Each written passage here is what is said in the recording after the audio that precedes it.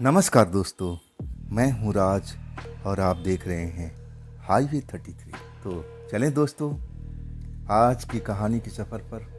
दोस्तों ये कहानी जो हमें भेजे है ना, उनका नाम है संजय। संजय एक ट्रक ड्राइवर हैं, उत्तर प्रदेश लखनऊ के पास के रहने वाले। लेकिन अब वो हरियाणा के एक शहर फरीदाबाद में अब वो रहते हैं, वहीं पर उनका काम धाम है। तो चलें कहानी की शुरुआत करें। दोस्तों मेरा नाम संजय है।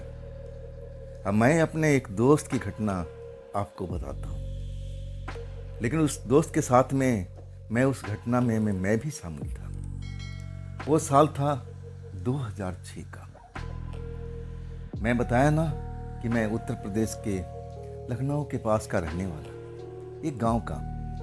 और उस गांव में मेरा एक दोस्त रहता था स्कूल के टाइम से। हम लोग एक साथ पढ़े लिखे, और लेकिन हमारा परिवार गरीब था ना, तो हम कॉलेज में जा ही नहीं सके, पढ़ाई छूट गई थी। अब करे क्या, माता पिता खेती बाड़ी करते थे। अब मेरे दोस्त का भी वही हाल था जैसा मेरा था, और उसका तो और ज़्यादा गरीबी था। उसके पिता, अब थोड़ा भूमि कम थी, खेती कम होती थी, तो मेहनत मजदूरी भी करती थी। अब वो भी एक तरह से लाचार था, वो भी कॉलेज में कैसे जाए। तो मैं तो अपना जुगाड़ कर लिया था। मैं सोच लिया था कि अगर मुझे आगे नहीं पढ़ना है तो मैं अब क्या करूँगा। मैं ड्राइवरी करने लगा, सीखने लगा। और इसके बाद मेरे दोस्त भी मेरे पास में आया, तो मैंने भी उसको बोला कि तू भी ड्राइवरी सीख ले। अब करेंगे क्या, हमारे पास में तो पैसे नहीं हैं कि हम कॉलेज में जाएंगे पढ़ाई करेंगे। तो यही सबसे आसान रास्ता है पैसा कमाने का। और इसके बाद मेरा वो दोस्त यानी प्रमोद, वो भी ड्राइवरी सीख लिया था। कुछ मेरे रिश्तेदार बाहर में रहते थे, तो वहाँ से मैं अपने अब रिश्तेदारों के पास में आ गया था। और यहाँ पर मैं जो छोटे मोटे ट्रक चलाया करता था, ईंट भट्टा का ढोने का, और उससे मुझे निजात मिल गई थी। पैसे भी कम मिलते थे, और इसके बाद मेहनत बहुत काफ़ी होता था। मैं जब शहर आ गया ना, तब मुझे लंबी लंबी दूरी की यात्रा करने का मौका मिलने लगा। ट्रक मिल गया था जो पूरा देश भर में घूमता था। अब मैं उस ट्रक पर आकर के एक तरह से खुश था। अब मेरा दोस्त अभी भी उसी जगह पर काम कर रहा था, ईंट भट्ठा ढोने का काम। अब वो करे तो क्या करे, उसका कोई अब बाहर में कोई था नहीं, ना कोई उसका बैकअप था, ना सहारा देने वाला था। तो आखिर वो फंस गया था। लेकिन मुझे उसकी चिंता थी। अब मैं सोच रहा था कि जब भी मैं गांव जाऊंगा तो उसे कहूँगा कि तू मेरे साथ में चल, हम दोनों मिलकर के ट्रक चलाएंगे शहर में, बड़ा आनंद आएगा। और एक साथ रहेंगे, एक साथ खाएंगे पिएंगे, और उसमें आनंद दुगना हो जाएगा। और वही मैं करता हूँ। मैं जब अपने गांव जाता हूँ तो अपने दोस्त को हम मिलता हूँ, पूरे अपने काम के बारे में बताता हूँ, तो वो भी खुश हो जाता है। कहता है कि कल क्यों, आज तुम चलो। इस नौकरी से तो मैं ऐसे ही तंग आ चुका हूँ, सुबह से लेकर देर रात तक ईंट भट्टे ढोते रहते हैं, और हमें तो आराम करने का मौका भी नहीं मिलता, और ना वक्त पर पैसा मिलता है। तब परिवार वालों ने भी उसका साथ दिया था। आप मुझे कहने लगे कि बेटा आप इसको बाहर ही ले जाओ। और तब उसकी माँ ने बोला कि बेटा तुमसे एक बात करना है। मैं माँ से मिला अकेले में, पता नहीं क्या बात करना चाहती है। मुझे लगा कि कुछ पैसे कौड़ी की मदद मांगनी चाहती थी। तो मेरे पास में उस वक्त पैसे थे, और मैं देने का तैयार भी था। लेकिन जब मुझे अकेले में लेके गई ना, तब कहने लगी बेटा अब तुम लेके तो जा रही हो, देखो अब वहाँ पर तुम्हारे अंदर जो है अंडर रहेगा, तुम इसको देख रेख करना। लेकिन बेटा थोड़ा ये तुम्हारे जाने के बाद बिगड़ गया है। अब इसका जो दिमाग है ना, नशे पानी की तरफ ज़्यादा मुड़ गया है। इस चीज़ पर ध्यान देना, इसको नशे पानी से दूर रखना, इसको नशे पानी के पास बिल्कुल आने मत देना। जब मैं ये बात सुनता हूँ ना, तो मुझे विश्वास नहीं होता, क्योंकि हम दोनों ऐसे थे ही नहीं। मैं तो बिल्कुल नशे पानी से दूर रहता था, लेकिन ये मेरा दोस्त नशे पानी के इतने करीब कैसे चला गया। मैं तो एकदम सत्य में पड़ गया था जब उनकी माँ ने बताया तो। हाँ, तब मैं कहने लगा कि कोई बात नहीं माँ, मैं देखूंगा, आज जो इसका नशा पानी है तो मैं छुड़वा कर रखूंगा, आप चिंता मत करो। अब इसके बाद मैं उस टाइम तो उससे अपने दोस्त से बात नहीं कर पाया। अब वहाँ बात करना ठीक भी नहीं था, मुनासिब भी नहीं था। अगर उसको पता लग जाता कि माँ ने मेरी शिकायत की तो शायद वो मेरे साथ में आता भी नहीं। इसलिए मैं चुप रहा। जब हम शहर पहुँच जाते हैं तभी मैंने उस पर नज़र रखा हुआ था। ज़्यादातर मेरे साथ में रहता। हम दोनों एक ही ट्रक पर आ गए थे। मैंने मालिक को बोल करके अब मैं एक ही ट्रक पर हम दोनों लोग काम करने लगे थे। ज़्यादातर मेरी नज़रों के सामने रहता। कभी मैंने उसको दारू पीते हुए और नशा पानी करते हुए देखा नहीं।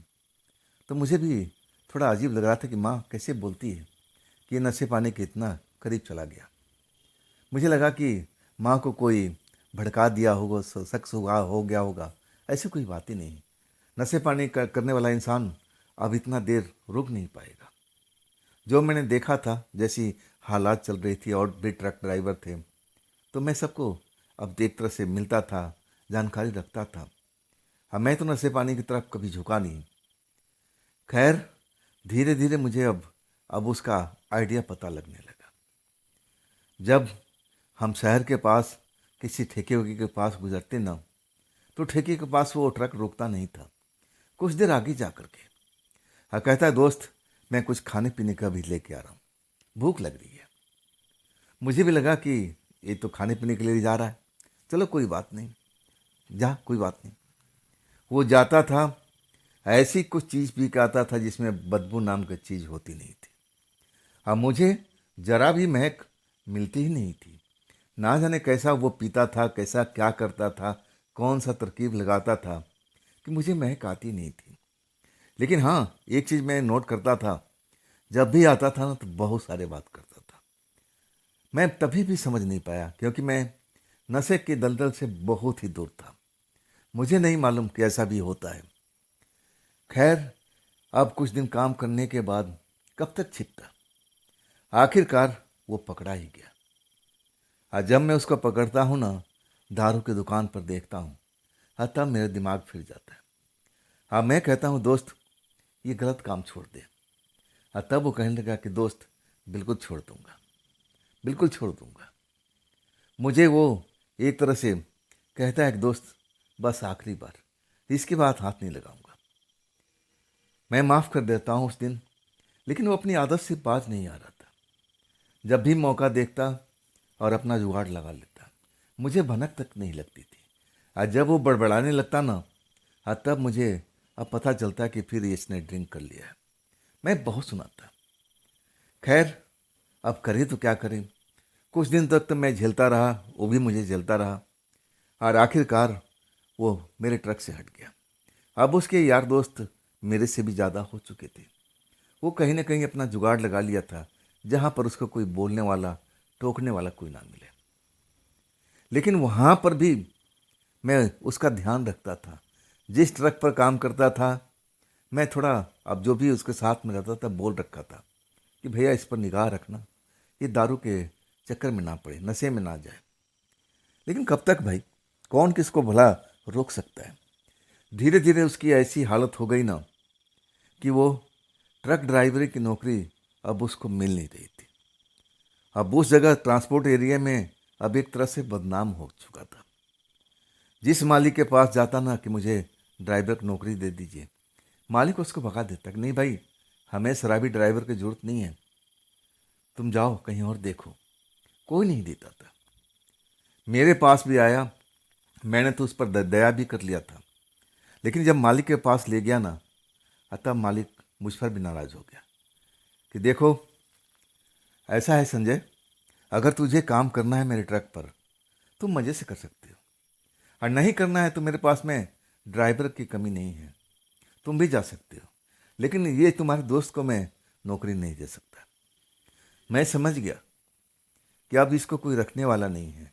अब मैं ज़्यादा सिफारिश करूँगा तो मेरा मालिक मुझे भी हटा देगा। आखिरकार मैं बहुत दुखी हो चुका था, लेकिन उसको कोई परवाह नहीं थी। जब भी मौका मिलता और वो अपना नशे में चूर रहता। आखिरकार जहाँ हमारा ठिकाना था रुकने का, जब हम ट्रक चला के आते थे, अब वैसे तो हमारी ज़िंदगी ट्रक के अंदर ही चलती थी। वही हमारा घर द्वार सब कुछ था। उसी में खाना पीना, रहना, नहाना सब कुछ होता रहता था। ज़्यादातर ज़िंदगी तो हमारे रोड पर ही गुजरती थी और कभी कभी हमें मौका मिलता था जब हमारे पास में चक्कर नहीं होता था, तब हम ट्रांसपोर्ट के ऊपर छत था, वहाँ पर ड्राइवरों के लिए कमरा बना हुआ था। एक लंबा सा हॉल था और उसी में हम रुका करते थे। कभी कभी जब मैं वहाँ होता था ना तो उसका मैं बुला के लाता कि चल मेरे साथ में आ, कुछ खाया पिया है। तब कहता है भैया भूखा हूँ, पैसा नहीं है। तब मैं उसको डांटता कि देख अभी भी तू नशे में है, तेरे पास में पीने के लिए पैसा आ गया और खाने पीने के लिए पैसा नहीं है, घर बार पर तू पैसा भेजता है। तब कहने लगा भैया जब तक आपके पास में था तो भेजता रहा, अब तो नौकरी नहीं है तो पैसा कहाँ से भेजूं। मैं समझ गया कहाँ से पैसा भेजेगा। मैं पूछने लगा तुम दारू कहाँ से पीते हो। तब कहने लगा कि भैया अब मैं करूं क्या, अब तो कोई मुझे उधार भी नहीं देता, कोई मेरी मदद भी नहीं करता। मैं दारू के ठेके पे चला जाता हूँ और वहाँ जंगल साइड में लोग बाग दारू बैठ के पीते हैं, तो उनके पास जा कर के कुछ मंगाते हैं तो उनके लिए कुछ सामान ले आ देता हूँ, सिगरेट बीड़ी ला देता हूँ। कुछ खाने को मंगाते हैं तो वो जा कर के रोड से ले आता हूँ। अब बदले में वो मुझे कुछ पैक दे देते हैं और उसी से मेरा काम धाम चल जाता है। और वो जूठन दे देते हैं तो मैं खा पी लेता हूँ। बस यही है मेरी ज़िंदगी भैया। मुझे बड़ा गुस्सा आ रहा था उस पर, वो मेरे जिगरी दोस्त था। अब मैं कहूँ ना उसको समझाने के बहुत कोशिश किया, कहने की देख भाई प्रदीप प्रमोद, अभी भी कुछ बिगड़ा नहीं है, अभी भी तू सुधर सकता है। चल मैं तुझे किसी डॉक्टर के पास ले चलता हूँ, तेरा इलाज कराऊंगा और तू नशे से दूर हो जाएगा। लेकिन कहने लगा कि मैंने कोशिश किया था भैया, आप क्या कहोगे, मैं खुद डॉक्टर के पास में गया था और उन्होंने मेरा इलाज भी किया था। और तब मुझे एक समस्या होने लगी, मेरा सर दर्द से फटने लगा था। जहाँ पर मैं अपने दारू छुड़ाने के इलाज कर रहा था और एक तरह से मैं और समस्या में फंस गया था। मेरे सर का दर्द इतना होने लगा कि मेरा सर ऐसा लगता था कि फट जाएगा। और तब मैं वहाँ से भाग आया, नहीं भैया मैं और इसी चक्कर में नहीं पड़ूंगा। अब तो ये लग रहा है कि मेरे नसीब में है, मैं दारू को चाह करके भी छोड़ नहीं पाऊंगा। और वही सर का दर्द जब मैं पीता हूँ तो सही हो जाता है। मैं उसकी अब क्या बताऊं कि कितनी मैं दया भाव उस पर रखता था। हाँ, कुछ पैसे कौड़ी से मैं ज़रूर मदद कर देता था। हाँ, कहता था कि देख जो पैसे दे रहा हूँ ना, ये थोड़ा अपने खाने पीने पर, सेहत पर ध्यान रख, अपने लिए अब कुछ कपड़े भी खरीद ले मेरे दोस्त। देख तो कितना फटा पुराना कपड़ा, भिखारियों की तेरी हालत बढ़ी हुई है, ना तो दाढ़ी बनाता है ना बाल कटवाता है, कैसा लगता है तू, तेरे शरीर से बदबू आती रहती है, तू नहाता धोता नहीं है क्या। वो हंसने लगता था मेरी बात पर। हाँ, कहने लगा भैया अब करूँ क्या, यही मेरा ड्रेस बन गया है। हाँ, लोग बाग इसी ड्रेस पर तो मेरी मदद कर देते हैं, कोई दारू दे देता है, कुछ चखना दे देता है, कोई खाने पीने के दे देता है, ऐसे से मेरा काम चल रहा है भैया। मैं कहने लगा तेरे परिवार का क्या, तू तो अपने लिए जी रहा भाई, तू अपने लिए सब कुछ कर रहा है, अपने लिए जी रहा है, लेकिन तू अपने परिवार के बारे में सोचा है, वो लोग कैसे रहते होंगे। और तुम जवान लड़का है, उनको भी तो उम्मीद होगी, उनको भी तो उम्मीद है कि मेरा बेटा बाहर में है, पैसे कमा रहा है, लेकिन तू उनके लिए कर क्या रहा है। तब वो रोने लगता है कि भैया मैं क्या करूं, मैं अब फंस चुका हूं, नशे के जाल से मैं निकल नहीं पा रहा हूं, बहुत निकलने की कोशिश किया। मैं समझ गया था कि अब मैं कुछ नहीं कर पाऊंगा इसके लिए। और उसके बाद वो चला गया था। मैं उसके बारे में अब सारी रात सोचता रह गया, कब नींद आई मुझे पता ही नहीं चला। और इसके बाद अब मैं लंबी दूरी पर जाता था और इसके बाद जब भी आता था ना अपने एरिया में ट्रांसपोर्ट साइड में, तो मैं उसको खोजबीन करता था कि कहाँ है मेरा दोस्त, कहाँ है मेरा प्रमोद। मैं ट्रक ड्राइवर से पता करता था तो बताते थे कि वो जंगल वाले ठेके के पास चले जाओ, वहीं पर वो दिखाई देता है, वहीं होगा आसपास में। अब मैं क्या पीता, वाकई में उसी जगह पर मुझे मिला और वहीं पर नशे में धूत था। ऐसे उसको होश नहीं था, मैं उसको पानी वानी डाल करके होश में लाया, लेकिन आँख खोला, पहचाना भी, मुस्कुराया भी। कहने लगा कि भैया कुछ खाना खिला दो ना, मुझे भूख लगी है।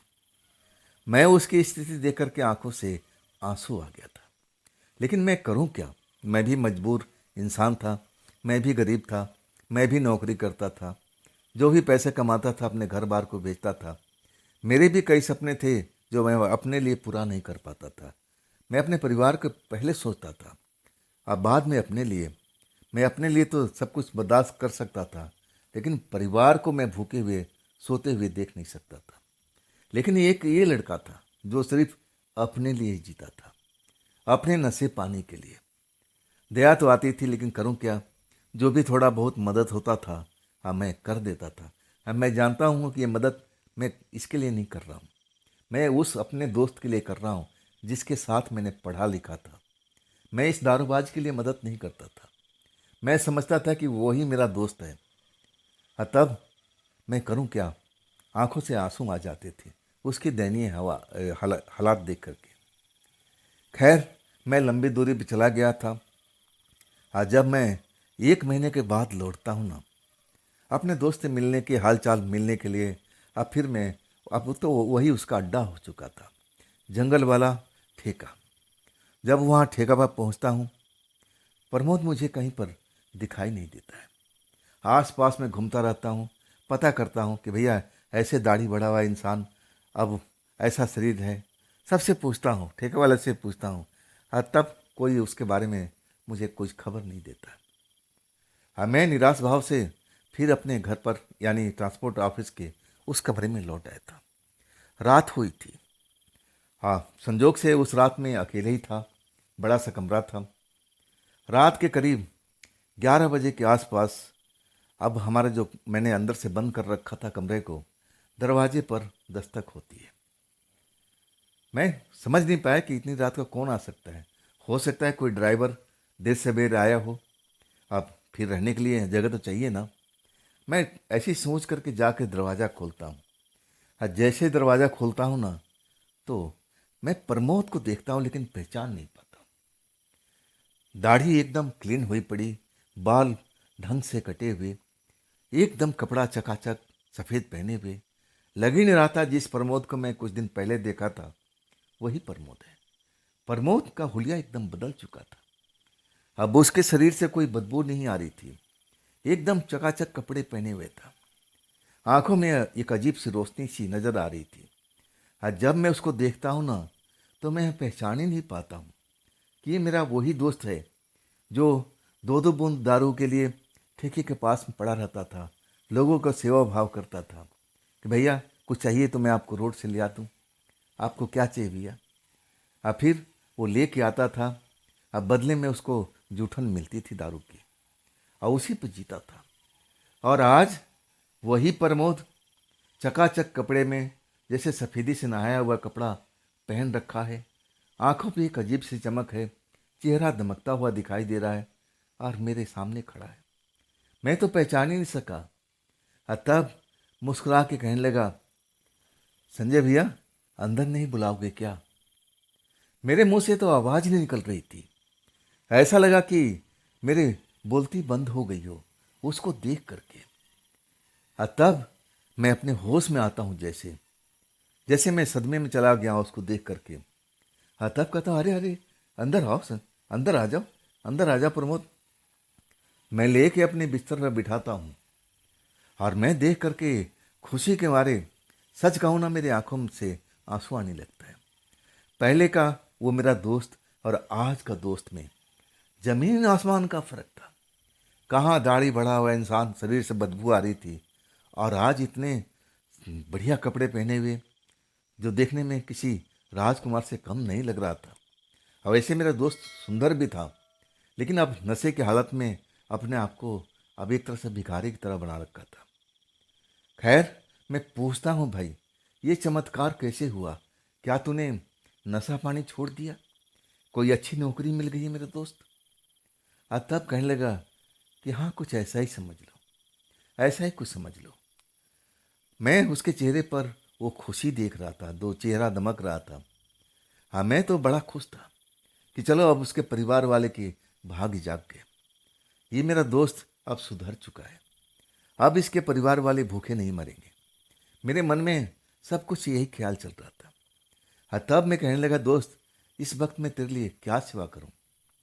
अब इस टाइम बाहर का रोड का कैंटीन भी बंद है। अब इस टाइम तू कहेगा कि कुछ खिलाओ पिलाओ तुम्हें वो भी नहीं कर सकता हूँ। मैं लाचार हूँ दोस्त, पानी पिला सकता हूँ। तब वो कहने लगे नहीं नहीं दोस्त रहने दे, पानी वानी नहीं पीना, अब मुझे भूख भी नहीं है, बस जी कर रहा था कि तुझसे मिलूं। अब मैं आ गया दोस्त, तू कैसा है, सब कुछ सही चल रहा है ना?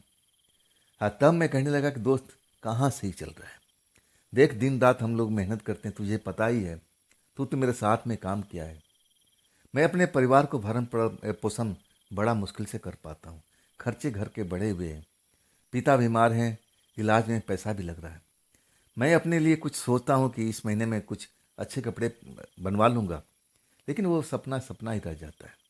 कहाँ मैं, लेकिन ठीक है, जैसा चल रहा है अब अच्छा ही है। तब अपने जेब में हाथ डालता है, करारे करारे नोट निकाल करके मुझे देता है कि मेरे दोस्त ये रख ले, अपने लिए कोई ढंग का कपड़ा पहना बनवा ले दोस्त, मैं जब भी देखता हूँ तू इसी कपड़े में नजर आता है। मैं सच कहूँ ना, जब मेरा दोस्त पैसा दिया था ना, तो मेरे आंखों में आंसू आ गए थे।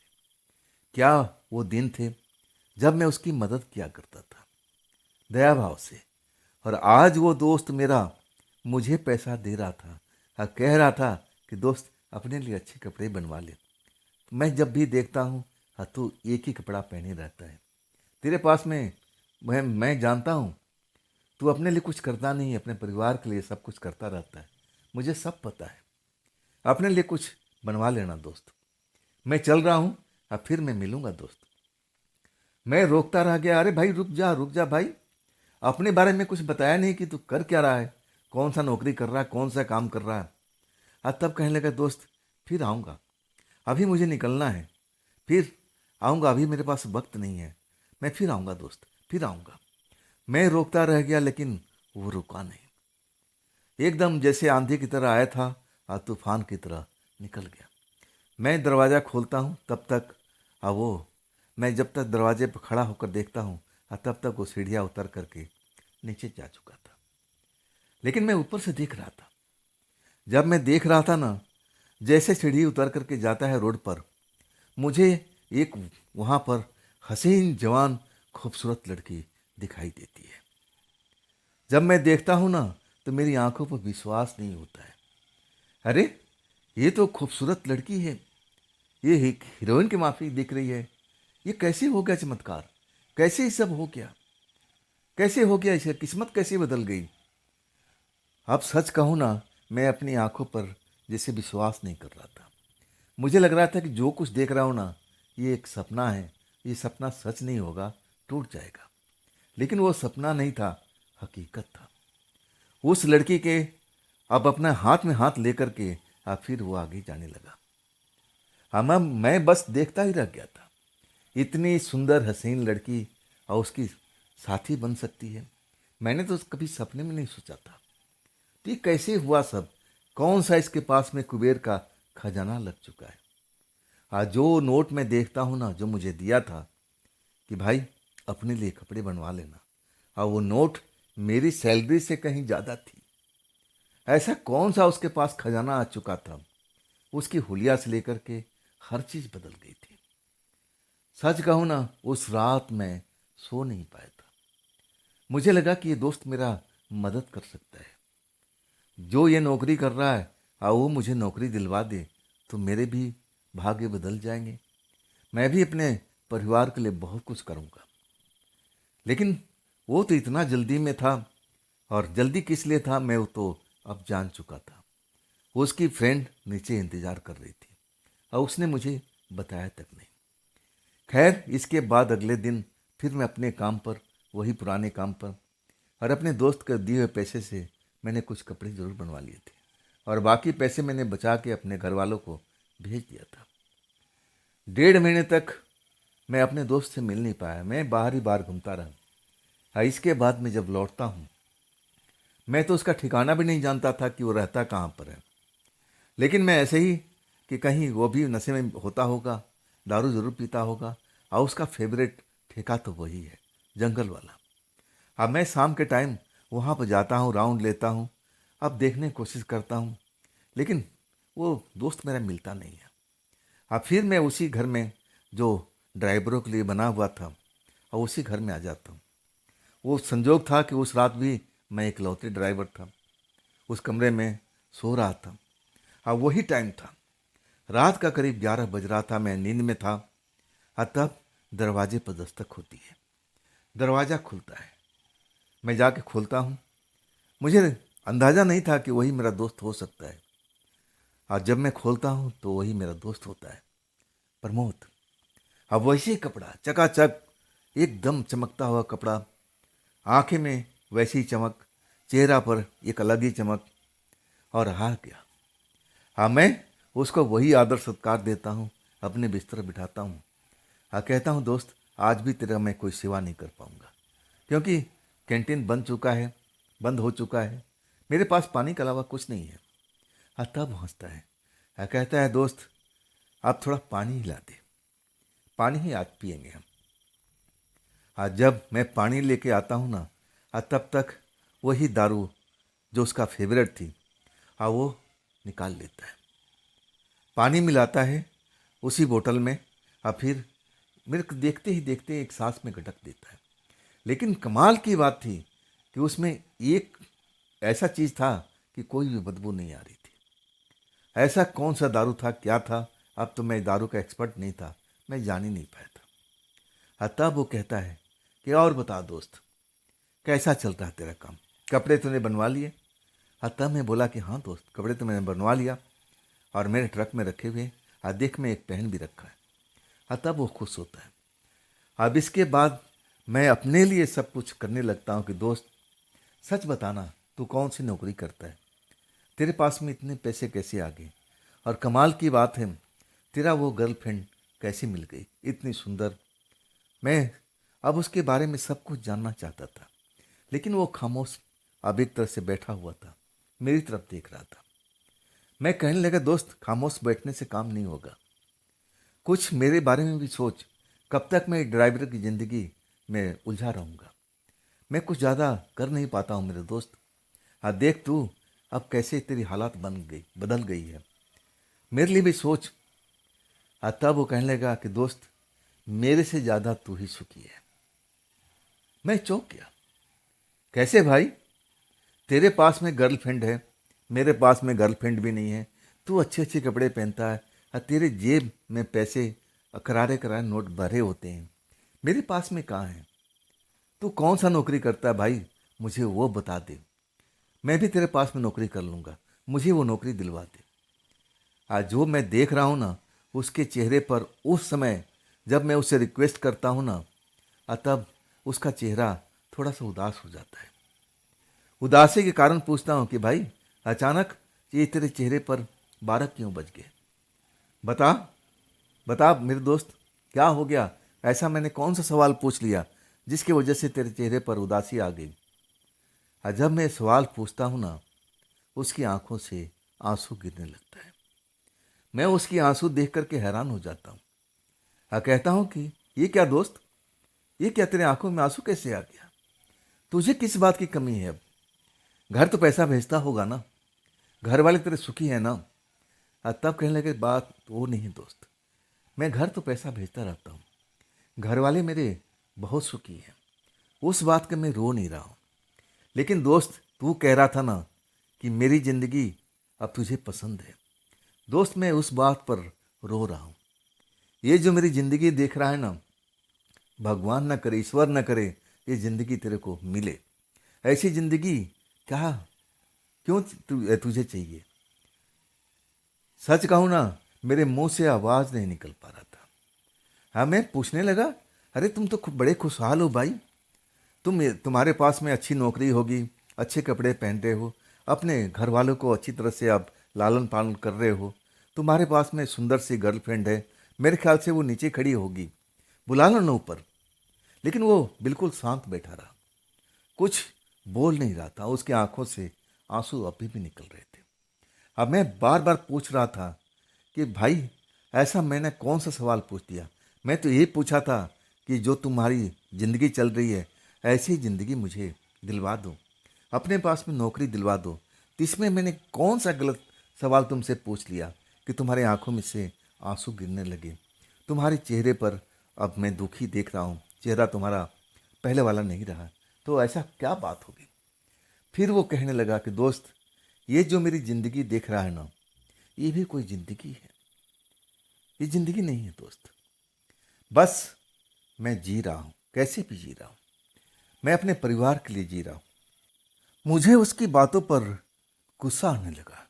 इतनी शानदार ज़िंदगी जी रहा था, पैसे की उसके पास कमी नहीं, अच्छे कपड़े लत्ते पहन रखा था, सुंदर से उसकी गर्लफ्रेंड है, तो और कौन सी ज़िंदगी चाहिए भाई? मैं उस पर चिल्ला रहा था कि तुम कैसी बात कर रहे हो मेरे दोस्त? तुम्हारे पास तो सब कुछ है अब, तुम्हें किस बात की कमी है? तुम कह रहे हो कि ये भी कोई जीना जीना है? तब वो अभी भी उसकी आंखों से आंसू निकल रहा था। उसकी आंखों के आंसू देख करके मैं सोच करके हैरान हो रहा था कि इसकी आंखों में आंसू क्यों आ रहे हैं, बात क्या है? मैं पूछने लगा कि भाई, कोई तुम्हें सता रहा है, कोई तकलीफ दे रहा है तो भी बताओ, उसका भी इलाज है मेरे पास में। मेरे कई ऐसे ऐसे मित्र हैं जो पहलवान जैसे हैं, वो चलेंगे और धमकाएंगे उसको, वो मान जाएगा अगर ऐसी बात है तो। तब वो मेरे कंधे पर हाथ रखता है और कहता है कि नहीं दोस्त, ऐसी कोई बात ही नहीं है। तब मैं कहने लगा, फिर बात क्या है? फिर वो कहना शुरू करता है और कहता है कि दोस्त, मैं जो बोलूँगा ना, शायद तुम मुझ पर विश्वास नहीं कर पाओगे। ये ज़िंदगी देख रहे हो ना, तुम इसके बारे में सोचोगे और डर जाओगे। मैं कहने लगा, भाई मुझे समझ में नहीं आ रहा तुम्हारा, ये मुझे पहाड़ा मत पढ़ाओ। मुझे साफ साफ बताओ, जो भी तुम्हारे दिल के अंदर में चल रहा है मेरे सामने रखो, मन हल्का हो जाएगा। तब वो बोलने लगा। जैसे जैसे मैं उसकी बातें सुनते जा रहा था ना, मेरे होश उड़ते जा रहे थे। और आखिरकार जो मैंने सुना ना, तो मुझे तो लगा कि मैं तो एकदम कहीं बेहोश होकर के गिर न जाऊं। बात ही कुछ ऐसी थी। वो अपनी कहानी जो स्टार्ट करता है ना, तो मैं शुरू शुरू में बड़ा अब एक तरह से इंटरेस्ट लेता हूँ, लेकिन जैसे जैसे कहानी आगे बढ़ने लगती है ना, मैं खौफ में भरते जाता हूँ। कहानी यूं ही थी। मेरा जो दोस्त था ना, प्रमोद, जो मेरे चारपाई पर बैठा हुआ था, वो बता रहा था कि देखो दोस्त, तुम तो हमेशा बाहर ही रहते थे। हाँ, मैं पैसे पैसे के लिए तरस जाता था। कई बार मुझे पीने को मिल भी जाता था जंगल वाले ठेके के पास में। हाँ, कई बार लोग मुझे धुतकार भी देते थे। हाँ, कहते थे कि दूर हो जा, तेरे शरीर से तो बदबू आ जाती है, बदबू आ रही है, तो हमारे पास में खड़ा मत हो। लोग बाग अब मुझसे नफरत से करने लगे थे। हाँ, कुछ ऐसे भी लोग थे जो मुझ पर तरस खा जाते थे, मेरी मदद कर देते थे, कुछ खाने पीने को दे देते थे, कोई दारू भी मुझे पिला देता था। और वैसे ही मैं वहीं पर रहता था। ठेका बंद हो जाता था, और इसके बाद मैं जाता कहाँ पर? थोड़ा बहुत जो दारू पीता था नशे में, जंगल के पास में अब एक मैंने जगह बना रखी थी साफ सुथरा करके। और मुझे किस बात का डर? मेरे पास में था क्या कि कोई मुझसे लूट के ले जाएगा? मुझे अपनी जान की परवाह थी नहीं। मुझे लगा कि अब ऐसी ज़िंदगी जीकर क्या फ़ायदा। सच कहूँ ना, मैं जंगल में पड़ा रहता था। और उस रात भी मैं ऐसे ही अपने ज़िंदगी के बारे में सोच रहा था। मैं पूरे नशे में नहीं था, और मैं अपनी ज़िंदगी के बारे में सोच रहा था कि मैं अपने घर पर ही खुश रहता था। दिन रात ट्रक चलाता था, ईंट भट्टे ढोता था, और शाम को अपने परिवार में आ जाता था ना। नशा पानी में छुप के करता था। कोई मुझे जानता नहीं था, बस माँ के अलावा। माँ मुझे रात में खाना देने आती थी, और तब शायद उसको गंध मिल जाता था। वो मुझे डांटती भी थी, समझाती भी थी कि देख बेटा, इस चीज़ से अलग रहा कर। तब मैं माँ को समझाता था कि माँ, मैं बंद कर दूंगा, मैं शराबी नहीं हूँ, बस कभी कभी दोस्त मिल जाते हैं, इसी वजह से पी लेता हूँ। मैं अपने बारे में यही सब सोच रहा था। और उस रात करीब 12:30 से ऊपर का वक्त हो चुका था। वो जगह रोड के किनारे जंगल था, और किनारे पर वो ठेका था, कुछ दुकानें थी, सब कुछ बंद हो चुकी थी। लोग बाग जो शाम का मजमा लगता था दारू पीने के लिए, सब कुछ खत्म हो चुका था। हाँ, मैं झाड़ियों के अंदर, अब एक तरह से हमारा वही घर था। वहीं पर मैं साफ़ सुथरा करके और मैं सो जाया करता था। और उस रात भी मैं सोने की तैयारी कर रहा था, दिमाग में तरह तरह के ख्याल आ रहे थे, नींद नहीं आ रही थी। और तभी मैं देखा कुछ आहट हो रही थी। कुछ ही दूर पर एक लड़की आकर के बैठती है और वो कुछ खा रही थी और वो ड्रिंक भी कर रही थी। मैं जब उसको देखता हूँ ना तो मन में खाने की लालसा जाग जाती है। भूख मेरी अधूरी थी, पेट भरा नहीं था और दारू का भी जो नशा था वो पूरा नहीं हुआ था। मुझे लगा कि लड़की अब शायद अपने परिवार वालों से छुप करके यहाँ पर आई होगी या गाड़ी वाड़ी खड़ी होगी, नज़र बचा करके दारू पीने के लिए यहाँ बैठ गई होगी। ज़रूर ये पियक्कड़ लड़की होगी। मुझे लगा कि इसके पास जाऊँगा ना तो ये डर जाएगी और मुझे दारू देने लगेगी। यही समझ के मैं उठता हूँ और उसके पास जा कर के एकदम उसको चौंका देता हूँ। लेकिन वो लड़की चौंकती नहीं है, आराम से वो नॉन वेज खा रही थी और दारू का पैग लगा रही थी। जैसे मुझे वहाँ पहुँचने पर उसको कोई हैरत नहीं हुई। अब मैं कहने लगा कि लड़की होकर के भी तुम दारू पीती हो, नशा करती हो, तुम्हारे परिवार वालों को पता लग गया। तब वो हंसने लगी और कहने लगी बैठ जा, दारू पीना है। मैंने कहा हाँ। मुझे दारू दिया, मुझे खाना भी दिया, बोला खाओ। क्या तुम यहाँ पर अकेली रहती हो? अब मेरे से सवाल पूछने लगी। मैंने बोला हाँ, मैं यहीं पर तो रहता हूँ काफ़ी दिनों से। मेरा घर बार कोई है नहीं। जो लोग मुझे दारू दे देते हैं उसी पर मैं जी लेता हूँ। जो लोग मुझे रूठन दे देते हैं उसी से खा पी के गुजारा कर लेता हूँ। मुझे भूख लग रही थी। अब मैं तुम्हें अकेले देख कर के आ गया। मैं सोचा कि मैं तुम्हें चौंका दूंगा और डर कर के मुझे तुम दारू की बोतल दे दोगी, खाने के दे दोगी। लेकिन तुमने ऐसा नहीं किया, तुम डरी नहीं। क्या तुम परिवार को बता कर के दारू पीती हो? तुम इस जगह जंगल में आई हो, परिवार को मालूम है? लड़की हंसने लगी है, कहने लगी कि नहीं, मेरा परिवार ही नहीं है तो मैं किससे डरूं? अब मैं डरूं क्यों? मैं डरने वाले पोजीशन में नहीं, मैं लोगों को डराती रहती हूँ। जब मैं सुनता हूँ उसकी बात तो मुझे हंसी आ जाती है। इतनी खूबसूरत लड़की होकर के अब तुम लोगों को कैसे डरा सकती हो? तुम तो खूबसूरत हो और तुम्हें कैसे लोगों से अब ऐसा कर लेती हो, डरा देती हो जैसे तुम कह रही हो। तब वो लड़की कहने लगी मेरा असली रूप तुमने देखा नहीं है, मैं रूप बदल लेती हूँ। मैं कहने लगा क्या तुम जादू की छड़ी घुमाती हो ताकि वो अपना रूप बदल सकती हो? क्या तुम जादूगरनी हो? तब कहने लगी हाँ, कुछ ऐसा ही हूँ मैं। क्या मेरा दूसरा रूप देखोगे? मेरे पास बहुत सारा रूप है, मैं बहुत रूप धारण कर सकती हूँ। मुझे लगा कि ये मेरे साथ में मजाक कर रही है और तब मैं मजाक में बोलता हूँ कि हाँ, मुझे आपका दूसरा रूप देखना है।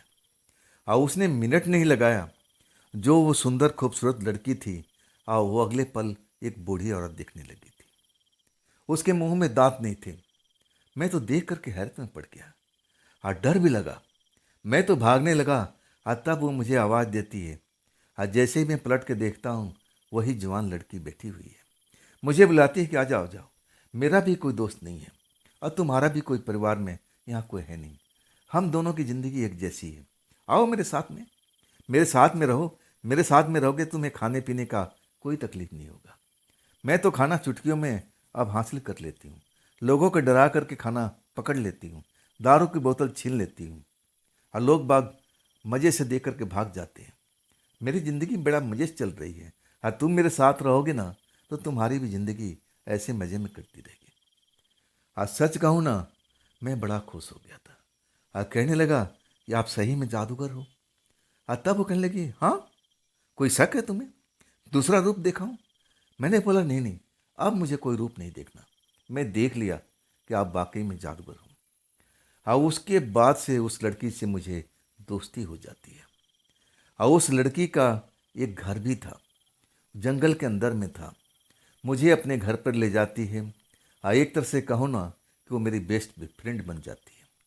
और उसके साथ में हम बिस्तर भी हम होते थे। वो मुझसे प्रेम करने लगी और मैं भी उससे प्रेम करने लगा। लेकिन एक रात वो मेरे प्राण निकाल लिए थे। मेरे जो प्राण थे ना, वो निकाल करके अब मुझे डिक्लेयर कर दिया था कि मैं मर चुका हूँ। ऐसा कैसे हुआ मुझे एहसास तक नहीं हुआ। लेकिन मैं जब अपने आप को हल्का फुल्का पाता हूँ और मैं समझने की कोशिश करता हूँ कि मैं अब ऐसे कैसे हो गया, और तब हंसती है और कहती है कि तुम्हारा शरीर अब रहा नहीं, तुम्हारा शरीर नष्ट हो चुका है। और उस मुर्दा शरीर को मैं क्या करती, नष्ट कर दिया, खत्म कर दिया। अब तुम मेरी तरह एक आत्मा हो, मैं भी आत्मा और तुम भी आत्मा। हम दोनों अब एक जैसे हो चुके हैं। अब छोड़ो, जो होना था हो चुका है। अब हम दोनों साथ में रहेंगे सदा के लिए। सच कहूँ ना कि मुझे अपने परिवार की याद आ रही थी, तुम्हारी याद आ रही थी। मैं कैसे मर गया मुझे तो आभास तक नहीं हुआ, ना उस लड़की ने मुझे आभास होने तक दिया। मेरा शरीर, मरा हुआ शरीर में मैं देख नहीं पाया था कि मेरा शरीर कहाँ है। अब इसके बाद तो मैं हवा में तैर रहा था। जहाँ मुझे जाने की इच्छा होती थी मैं निकल आता था। जो कुछ चाहिए मुझे हासिल करने लगा था। मुझे लगा कि ये भी ज़िंदगी बहुत मस्त ज़िंदगी है। और मैं सच कहूँ ना, मैं अपने परिवार के पास भी पहुँच गया था। लेकिन परिवार वाले मुझे देख नहीं पा रहे थे। रात के टाइम में गया था, मैं अपने माँ को उठाया। माँ मेरी आवाज़ सुन नहीं रही थी और ना मेरी किसी हरकत को देख रही थी। और तब मैं वहाँ पर कुछ पैसा कौड़ी रख करके अब मैं वापस आ गया था। और तब मुझे लगा कि वाकई में मैं मर चुका हूँ। अब मेरे शरीर को अब बस वो प्रेतात्मा लड़की को देख छोड़ करके कोई मुझे देख नहीं सकता। मैं मन ही मन बहुत घबरा गया था, डर गया था। अब मैं अपने दोस्त से पूछा कि मेरे परिवार के लोग मुझे देख नहीं पाते। और तब वो हंस के कहने लगे कि हाँ, कहाँ से देख पाएंगे, तुम एक आत्मा बन चुके हो ना, अब तुम्हें कोई देख नहीं पाएगा। हाँ, कई मनुष्य ऐसे भी हैं जिसमें वो ताकत होती है, वो तुम्हें देख सकते हैं। और देखो, तब वो मेरी तरफ देख के कहने लगा कि तुमने मुझे देख लिया। और तब मुझे खुशी हुई। और तब मैं समझ गया कि तुम में वो शक्ति है, तुम मुझे देख सकते हो। अब इसके बाद मेरा मन बड़ा प्रसन्न हो चुका था। सच कहूँ ना, मेरे दोस्त मेरे बगल में बैठा हुआ था और अपने आप को मुर्दा कह रहा था कि मैं एक प्रेतात्मा हूँ, मुझे परिवार के लोग देख नहीं पाते हैं। अब मैं हमेशा उनका मदद करता हूँ। मैं जाता हूँ कि शायद माँ मुझे पहचान लेगी, मुझे देख लेगी, कोई परिवार का सदस्य मुझे देख लेगा। लेकिन ऐसा होता ही नहीं है। तब मैं माँ के सिरहाने पैसा रख करके वापस आ जाता हूँ। हर बार ऐसा ही करता हूँ। जब मैं पूरी कहानी सुन लिया था ना, सच कहूँ मुझे विश्वास नहीं हो रहा था। ये ऐसा भी हो सकता है। ऐसे कहानी किस्से मैंने कभी सुने नहीं थे। मेरा दोस्त मर चुका था और उसकी आत्मा मेरे पास में थी। मैं सच कहूँ मैं विश्वास नहीं कर रहा था। मैं उसको शरीर को महसूस कर रहा था। वो शरीर बिल्कुल किसी इंसान की तरह था, लेकिन वो मरा हुआ था, जो उसका कहना था। मेरे दोस्त की ये हालत देख करके मेरी आंखों से आंसू थम नहीं रहे थे। मैं पढ़ा लिखा था, मैं बहुत कुछ समझने की कोशिश कर रहा था। ये कैसे हो सकता है, कोई मरा हुआ आप व्यक्ति मेरे सामने में कैसे बढ़ सकता है। मैं पूछ रहा था कि तुम मेरे साथ में मजाक कर रहे हो ना, ये मजाक है ना। तब वो कहने लगा नहीं दोस्त, देखो तुम्हारे सामने से मैं गायब हो जाता हूँ। और वो बैठे बैठे गायब हो चुका था। मैं तब डरा था। अब फिर जैसे ही मैं डरता हूँ वापस आ जाता है। कहता है दोस्त मैं कहीं गया नहीं था, यहीं पर था, तुम डरो मत, मैं तुम्हारा नुकसान कुछ भी नहीं कर पाऊंगा।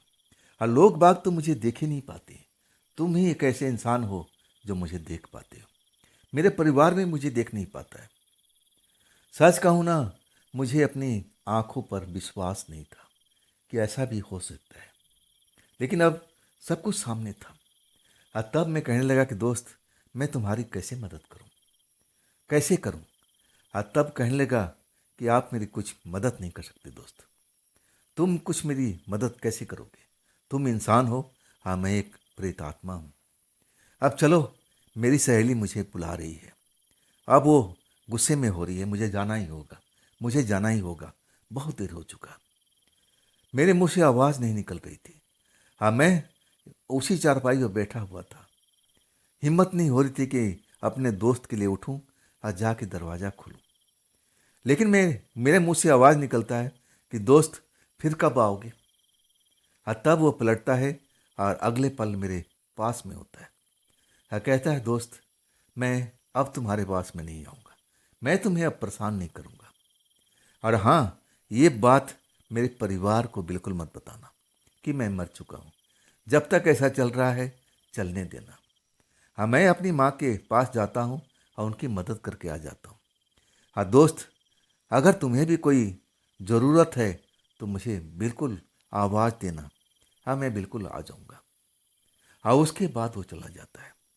जाने के बाद सच कहूँ ना, मेरी हालत खराब हो गई थी।